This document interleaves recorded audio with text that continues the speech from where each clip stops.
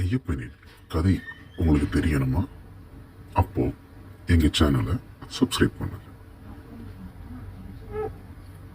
மோகினி தேவியின் கருவில் சிவனின் திவ்ய சக்தி இணைந்த போது பூமியில் ஒரு தெய்வீக சக்தி பிறந்தது.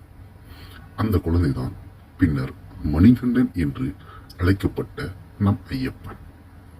குழந்தை அழுகையில் ஒலித்தது மணியின் சத்தம். அதுதான் பெயர் மணிகண்டன். அவன் மனிதராக பிறந்தான்.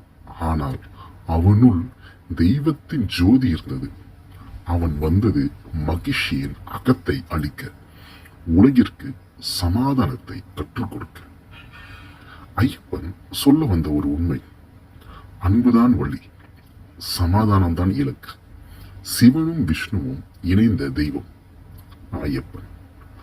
ஆன்மீகத்தின் அர்த்தம் அவர்தான்.